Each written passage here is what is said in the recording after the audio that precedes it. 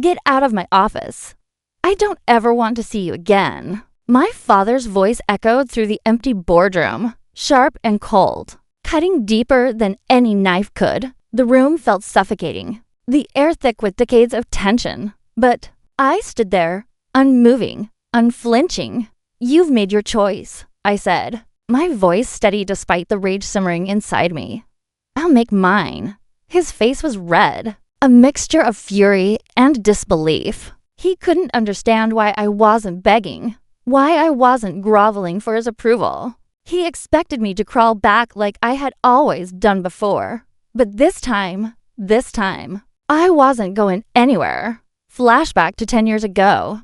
I had been the invisible child, the one who worked quietly in the background, never seen, never heard. My parents, successful, wealthy, and cruel, had always made it clear that I wasn't worth their time. Birthdays came and went, each one a reminder that I wasn't a part of the family's legacy. When I graduated college, they didn't even show up. No congratulations, no acknowledgement, nothing. I worked my ass off, clawing my way to the top, watching them build their empire off my ideas, my sweat, and my countless late nights. They never cared, but they had no idea what I was building in. The shadows dot fast forward to now. I owned the family business. All the things they thought they could control, manipulate, and take for granted, I owned them. I didn't need their approval anymore. Their money, it meant nothing compared to the empire I had built from the ground up. I had become the very thing they feared, the thing they couldn't even recognize anymore. They thought they could write me off, push me aside. They never expected this. "Please, just give me a loan." My father begged now, his face a mask of desperation. "We need the money to save the company they had stolen from me, the one they laughed at me for wanting to be a part of." Now they were on their knees, asking for help from the one person they'd always pushed aside. I smiled, a slow, deliberate curve of my lips. No, the door slammed behind me as I walked out, the sound of my heels echoing like a final nail in their coffin. Don't forget to like and subscribe for more true stories. As I walked out of the boardroom, I could hear nothing but my own breath. The door slammed shut behind me, but the tension in my chest didn't subside. I didn't feel relief. I didn't feel victory. Only coldness. I didn't look back. I knew they wouldn't understand. They would never understand why I'd gone this far. All those years spent living in their shadow had changed me. I wasn't the weak little girl they used to push aside anymore. Now, I was the one holding the power. And I knew that everything I did, no matter how ruthless, would be justified. But this revenge was no simple task. It had taken me years to plan, every move calculated, every detail of the trap carefully set. They never thought I could do it. They thought I was just the useless daughter, the one with no talent. Now, I would show them how wrong they were dotted.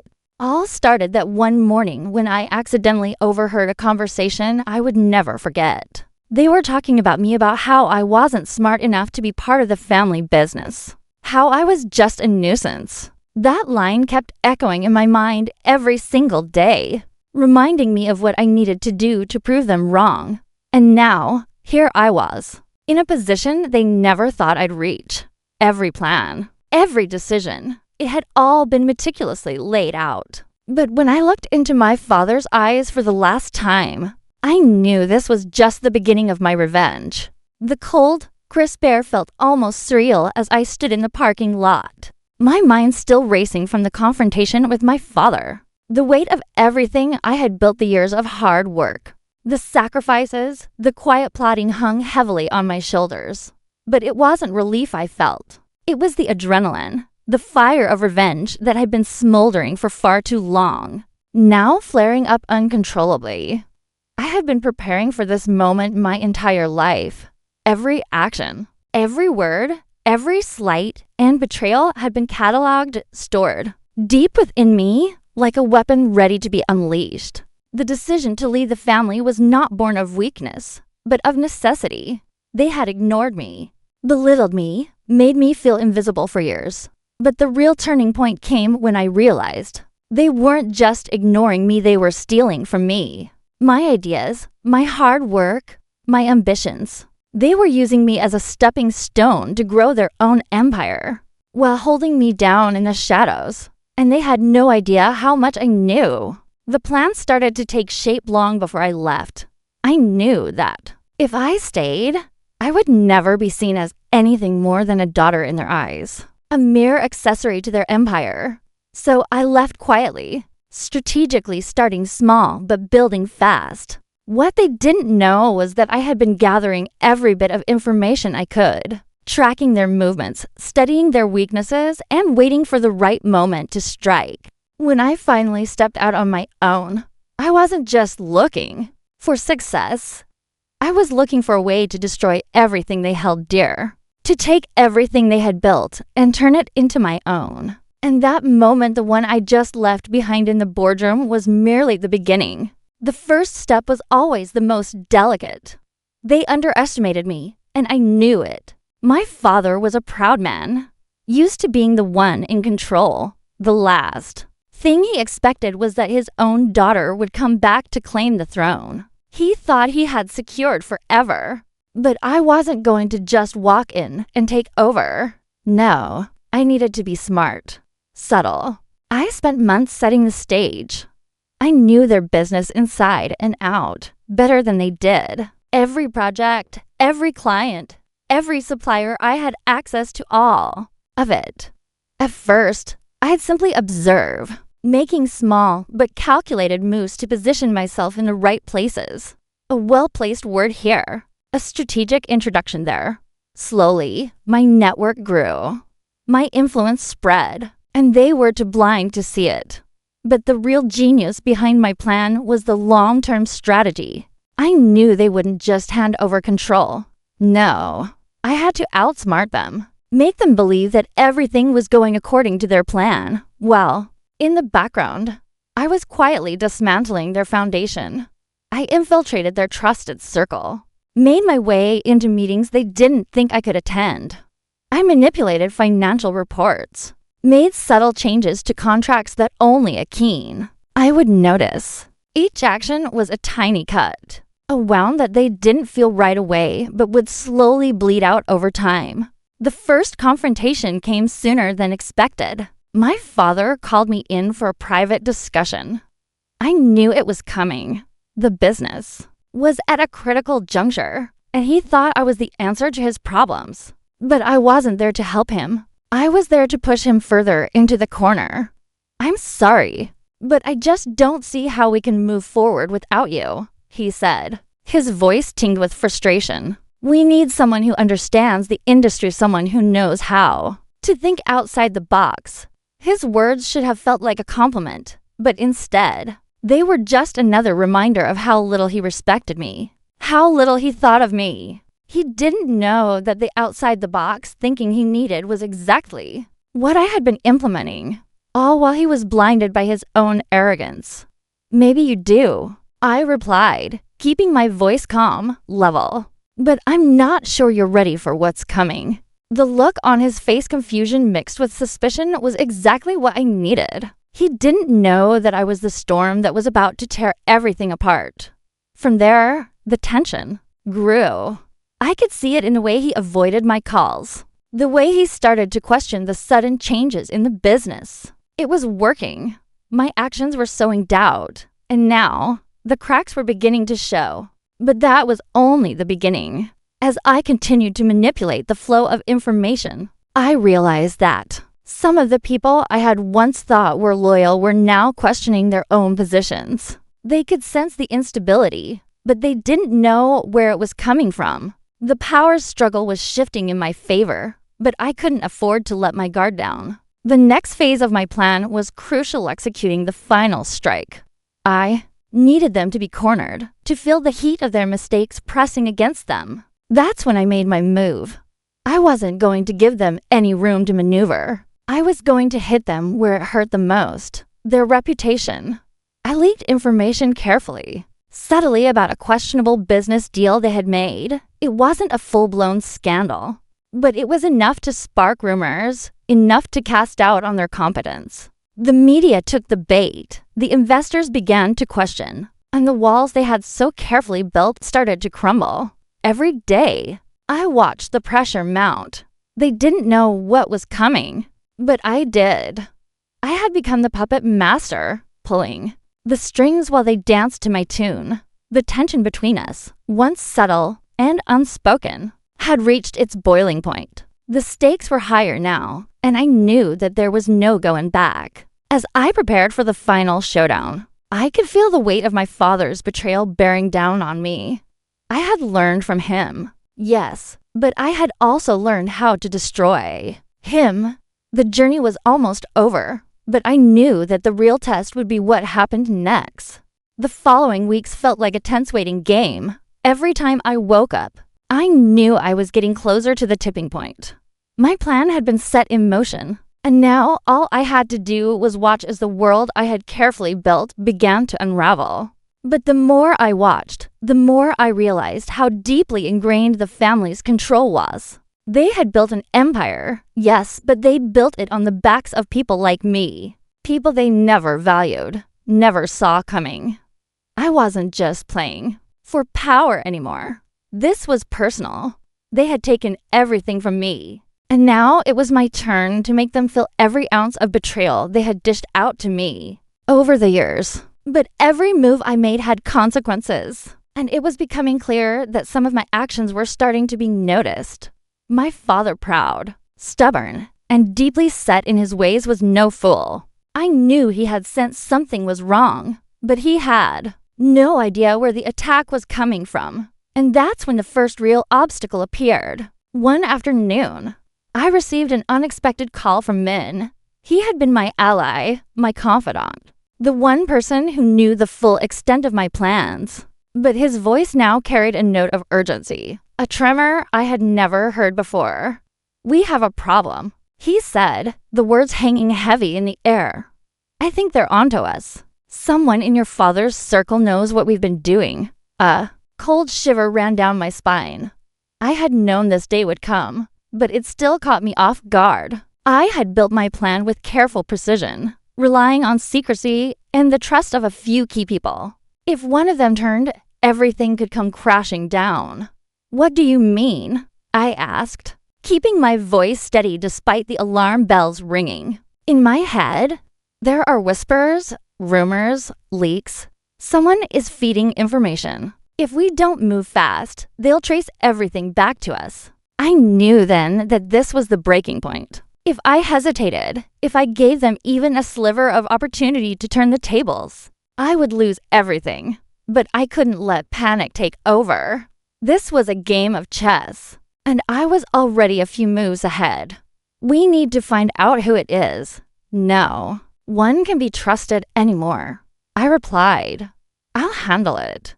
The next day, I set the wheels in motion to uncover the mole. I knew that whoever was leaking information had to be someone close to my inner circle. Someone who had access to all the sensitive dealings, someone who thought they could play both sides. I started by questioning the people I had once trusted. A quiet conversation here, a slip of the tongue there, each move calculated to test their loyalty. But no one seemed to crack. The walls they had built were solid, and the deeper I dug, the more I felt like I was being pulled into a labyrinth. The tension reached its peak when I received a message from Min late one night. "It's Maya." Maya had been with me from the start, a trusted partner who helped me infiltrate the family business. But now, I was faced with the painful truth that she had betrayed me. She had become the very thing I feared, the one person who had access to my plans, and had used that trust to her advantage. I had to act quickly. There was no room for hesitation, no time for second guessing. Maya had to be eliminated from the equation before she destroyed everything I had worked for. But how? How could I turn this betrayal into something that would work in my favor? The answer came to me in the dead of night, as I sat in my office, the soft glow of the desk lamp casting shadows across the room. Maya thought she had outsmarted me, thought she could play me like one of the pawns in this game. But she didn't realize that I had been one step ahead the entire time. I knew what I had to do. The very next morning, I contacted her, inviting her to a private meeting, somewhere no one would disturb us. Maya walked in confidently, as if she had all the power in the world. But I could see it in her eyes. The fear was already there, buried deep beneath the surface. She knew I had caught her. "You think you can get away with this?" I asked, my voice cold as ice. She stammered, trying to defend herself. "I didn't mean for it to happen this way. You have to understand." I cut her off. "I know exactly what you've been doing, and I know who you've been talking to. But here's the thing, Maya. You were never as smart as you thought you were." Her face drained of color. I saw the panic begin to set in. "This ends now," I said simply, before I handed her a file. It contained everything she had done, every detail of the information she had leaked. It was all there, and it was irrefutable. Maya's expression twisted into one of desperation. "Please, don't do this. You don't have to. I can fix this. I can make it right." But I was already over her, mentally and emotionally. I had learned long ago that betrayal could never be forgiven. Maya had crossed the line, and now it was time for her to pay the price. "You're done," I said, my tone final. "I'll make sure no one ever trusts you again." I watched as Maya left, knowing she would try to flee. But there was no escape for her. The game was over, and I had won. The day after I dealt with Maya, everything seemed to fall into place. The weight of betrayal still lingered, but it was overshadowed by a growing sense of power and control. Each move I made felt like it was taking me one step closer to my ultimate goal, watching the empire my family had built crumble piece by piece. But I knew this wasn't the end. In fact, it was only the beginning of the real war. With Maya out of the picture, I could now focus on the more delicate layers of my revenge. The next phase wasn't going to be as simple as cutting off one rogue element. It required a full dismantling of the empire they thought they had so firmly under their control. My father's arrogance had blinded him to the truth, but now he was beginning to feel the heat. The rumors, the leaks, the subtle cracks that were forming, he was starting to see them. But he didn't yet understand who was behind it. I knew that the real test would come when I finally made my move on a family's most valuable asset. The flagship project, the one my father had worked years to develop. He thought it was untouchable, but I had learned every detail about it, every contract, every partnership, every possible weakness. And now, it was time to expose it. I spent weeks building the case, digging through old reports, interviewing former employees who had been left behind, forgotten, just like me. Slowly, I pieced together the story, how my father had taken credit for other people's work, how he had manipulated investors, how he had made deals that benefited him personally, leaving the company and its stakeholders in the dust. The deeper I went, the clearer it became. The empire he had built wasn't built on innovation or strength. It was built on lies, manipulation, and sheer ego. I began to gather allies, those who had been hurt by my father's actions, people who had been overlooked or discarded in the name of corporate growth. And they were ready for change, ready to expose the truth. I knew they were just as hungry for revenge as I was, but their motives were different. They weren't after power, they were after justice. That made them my perfect partners. Together, we created a plan. But as always, there was a catch. The closer I got to pulling the trigger, the more I realized just how much risk was involved. One wrong move, and everything could collapse my carefully orchestrated plan. The alliances I built, the fragile trust I had cultivated, and worst of all, my father would never see me coming. It was time for the final confrontation. I called my father's office one last time, asking him to meet. He agreed without hesitation, as if nothing had changed, as if everything was still in his control. But what he didn't know was that the moment he walked into that room, He would be signing his own fate. The meeting was set for late afternoon. I arrived early, taking a moment to compose myself. The conference room was quiet. The long table stretched out before me. Everything was in place. Everything had to be perfect. I knew this was going to be the turning point, the moment that would shift the balance of power in my favor. When my father walked in, his face was unreadable. He stood tall, his typical air of confidence surrounding him. But I could see the flicker of uncertainty in his eyes. He wasn't sure what to expect, and that, I realized, was my advantage. "You wanted to see me?" he asked, his voice steady, but laced with suspicion. I didn't waste any time. "Yes," I said, standing and walking toward the large screen at the front of the room. "I think it's time you saw the truth about your empire." I hit a button, and the projector came to life. On the screen, one by one, images flashed: documents, emails, contracts, financial reports, all showing the extent of his deception. The web of lies that had held his empire together, the manipulations that had been kept in the shadows for so long, were now exposed for him to see in stark black and white. His face went pale as he saw the evidence. He looked at me, eyes wide, with disbelief. You did this?" I didn't flinch. "I did, and I've been doing it for months." His expression twisted with anger and humiliation. "You've been plotting against me all this time." I smiled, the satisfaction washing over me. "No, Father. I've been building my future while you've been building your own downfall." For the first time in years, I saw the man who had controlled my entire life lose his grip. I saw the realization hit him, the empire he had fought for. The business he had held so tightly in his hands was slipping away, and there was nothing he could do to stop it. I watched him struggle to compose himself, to regain his lost control. But it was too late. "You think this is over? You think you've won?" He spat, his voice shaking with fury. I met his gaze without hesitation. "I know you're angry, but this isn't about me winning.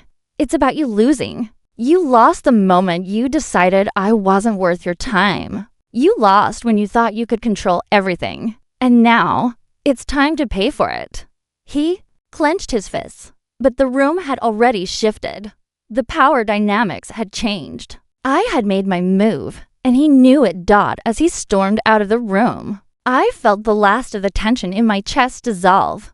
The final piece had fallen into place. The battle was far from over, but I had won the first victory.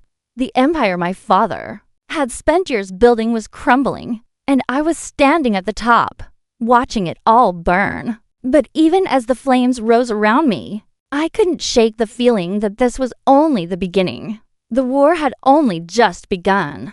The aftermath of my father's confrontation was quieterly so. The company had started to fall apart. Almost immediately after the presentation in the conference room, investors withdrew. Employees began to panic, and the media quickly latched onto the scandal I had so carefully orchestrated. My father was now a shadow of the man he once was. His empire was crumbling, and nothing could stop it. But for me, it wasn't enough. I hadn't just wanted to expose the truth. I wanted to watch everything he had worked for disintegrate into nothing.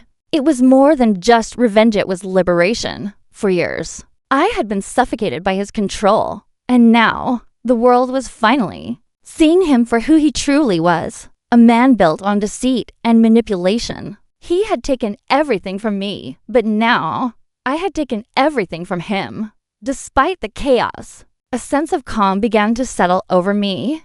I had done it. I had set in motion the events that would lead to the destruction of everything he had ever built. But there was still one final thing left to do. I called a family meeting.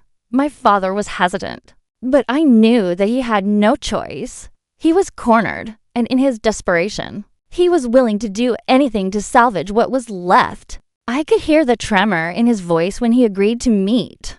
When I entered the room, I saw the man who had once been so proud, so powerful, now sitting at the head of the table with a defeated look in his eyes. The arrogance had drained. From him, replaced by fear and confusion.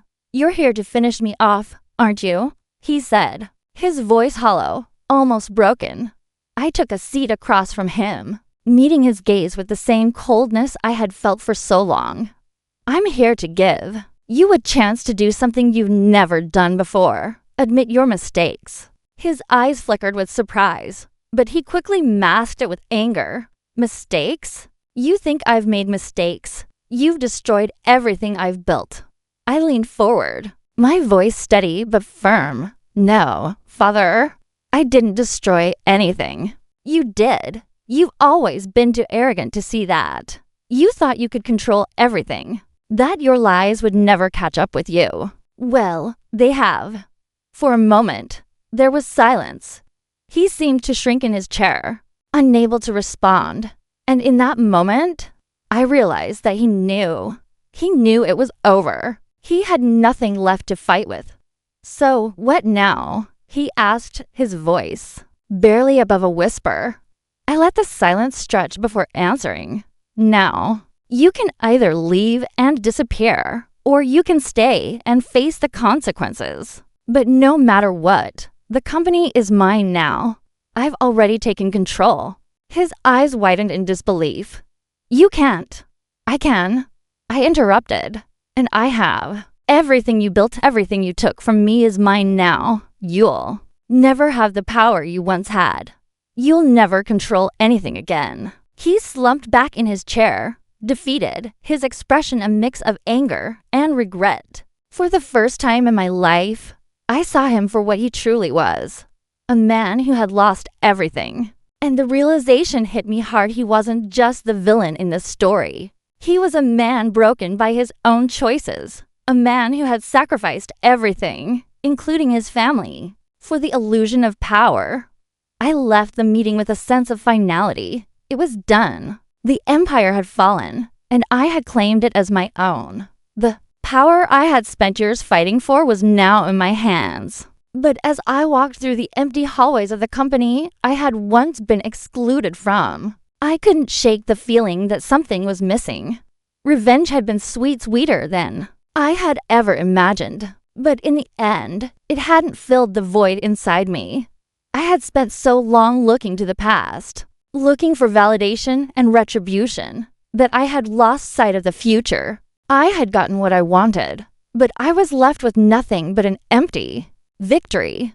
The office that had once felt so cold now felt strangely silent. There was no triumph in it, just a quiet, empty feeling that lingered long after the applause had faded. I had won, but at what cost? A month later, the dust had settled. The media had moved on. The investors had been replaced. And my father now, a forgotten name in the business world, had vanished from my life for good. The company was mine. But something had changed. I wasn't the same person who had started this journey. The anger, the resentment, it was all still there. But now, it felt like an old memory, something that had long ago been buried beneath the weight of my actions. I stood at the window of my new office, looking out at the city below. The view was breathtaking. The power within my grasp was intoxicating. But as I watched the world go by, I couldn't help but wonder, what now? I had won, but I had no one to share it with. As the months passed, the victory I had fought so hard for began to feel less like a triumph and more like an empty shell.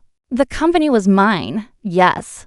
My father's empire was gone. But what did I really have left? The walls of the office were lined with glass, offering a panoramic view of the city that I now controlled. But as I looked out, I felt no satisfaction, no pride, just a hollow sense of achievement that was growing increasingly unbearable in the quiet moments. When the noise of the world faded away, the weight of my actions pressed down on me. I had taken everything from my father, his legacy, his wealth, his power, but what had it cost me?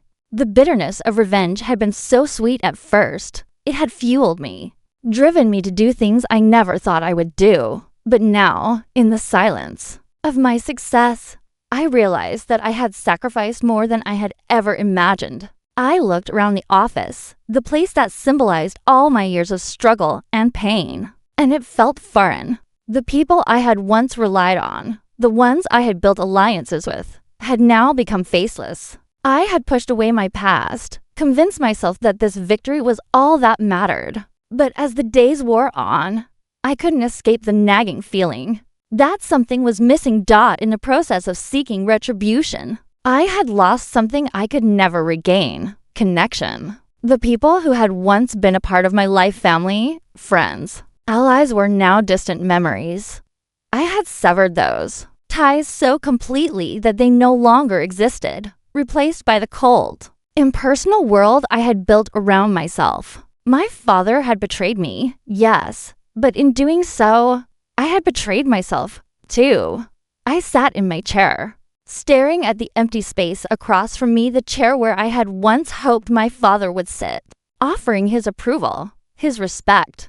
But that was a fantasy, one I had built in my mind to justify the path I had taken. The truth was, no amount of money or power could replace the emptiness that had crept into my heart. I had won, but I had lost so much more. The reality of revenge is that it doesn't end when the enemy is defeated. It leaves a hole that can't be filled. The satisfaction of revenge is fleeting, and in its wake, it leaves a void that is impossible to ignore. I had believed that taking everything from my father would somehow make me whole, but now, all I felt was a gnawing emptiness. My phone buzzed, pulling me out of my thoughts. It was a message from someone I hadn't heard from in months, my brother. I don't know what to say, but I've lost you, and now I'm losing everything else. This wasn't the way.